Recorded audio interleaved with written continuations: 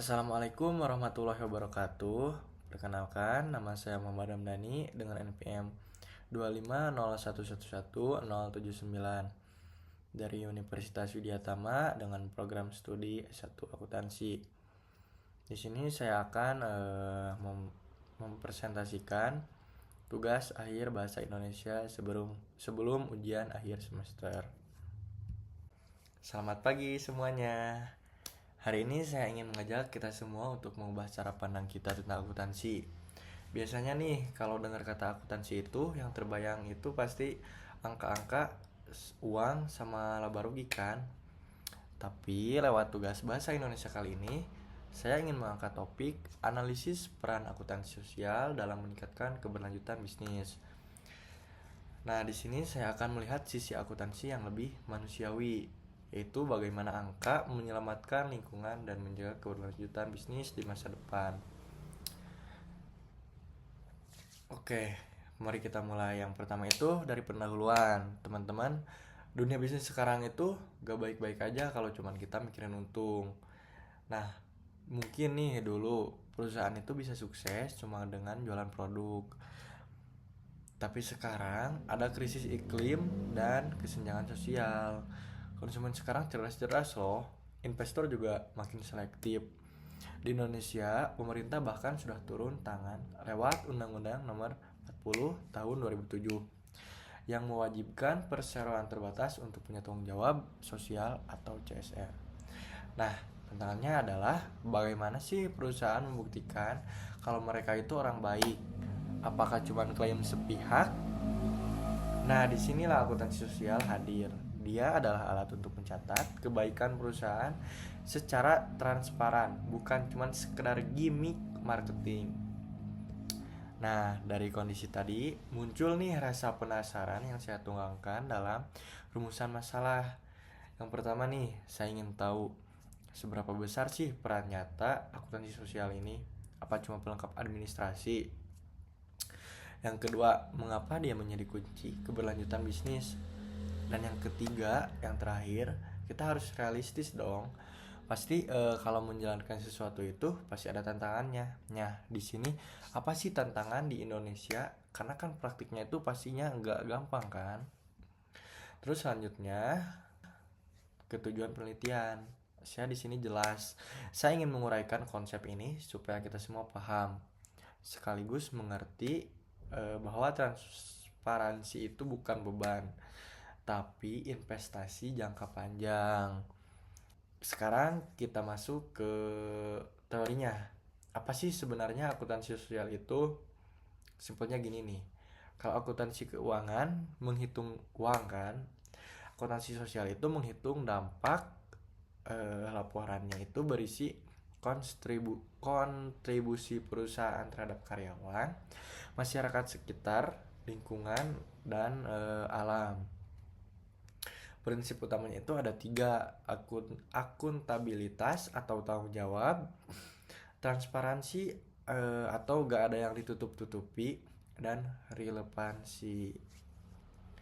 Nah, selanjutnya kita masuk ke kerangka pemikiran. Coba perhatikan alur kerja kerangka di sini. Dimulai dari aktivis kerja. Yang pasti punya dampak dong. Dampak itu harus dicatat oleh akuntansi sosial. Kalau laporannya jujur, dampak itu harus dicatat oleh akuntansi sosial. Kalau laporannya jujur, hasilnya apa? Hasilnya adalah kepercayaan. Jadi publik sudah percaya nih, maka terciptalah keberlanjutan bisnis. Jadi bisnisnya apa ya, gak bangkrut atau didemo masyarakat ataupun diboikot warga. Nah, selanjutnya bagaimana saya menyusun artikel ini?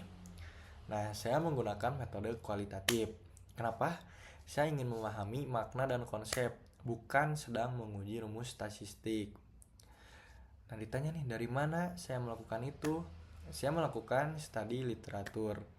Saya bedah jurnal-jurnal ilmiah, buku referensi, sampai laporan berkelanjutan perusahaan besar seperti Pertamina dan Unilever. Saya pelajari bagaimana mereka menerapkan pelaporan sosial di dunia nyata. Nah, semua data itu saya olah dengan analisis deskriptif.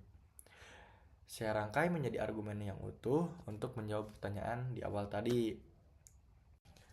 Nah, saya akan menyampaikan sedikit kesimpulan dari analisis artikel saya. Ternyata nih, akuntansi sosial itu adalah jembatan emas yang menghubungkan profit dan etika. Perusahaan yang menerapkannya terbukti punya reputasi lebih baik dan risiko konflik yang lebih rendah.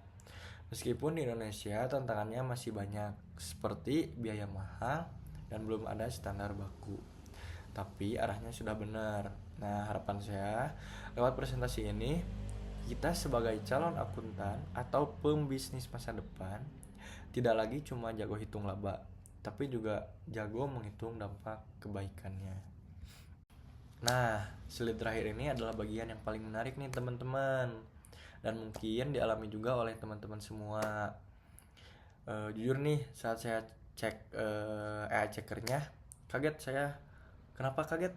Karena di satu web artikel saya dibilang AI checkernya itu tinggi, tapi saat saya cek di web lainnya, hasilnya cuman sekitar 30-an.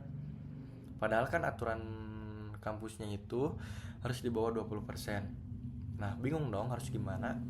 Karena saya penasaran, saya coba-cobalah cari cara itu di YouTube lah, di TikTok lah. Kemudian pas saya lihat TikTok, saya nemu komentar kayak gini. Ada yang bilang netizen itu giliran nulis sendiri malah AI checkernya tinggi, sementara giliran pakai chat GPT malah AI checkernya rendah. Nah, ini itu bukti nyata kesalahan pada sistem deteksi. Artikel ini saya tulis dengan mengikuti kaidah pedoman ejaan bahasa Indonesia yang sangat baku. Nah, ternyata karena saking bakunya tulisan saya, sistem malah mengiranya ini tulisan robot. Nah, jadi angka yang tinggi itu bagi saya bukan tanda ketidakjujuran, tapi justru bukti bahwa saya menulis dengan tata bahasa yang sangat terstruktur dan baku. Sampai-sampai mesin pun bingung membedakannya. Nah, validitas utama saya tetap pada daftar pustaka dan argumen yang saya bangun sendiri di artikel ini. Nah, sekian presentasi yang dapat saya sampaikan. Kurang lebihnya, wassalamualaikum warahmatullahi wabarakatuh.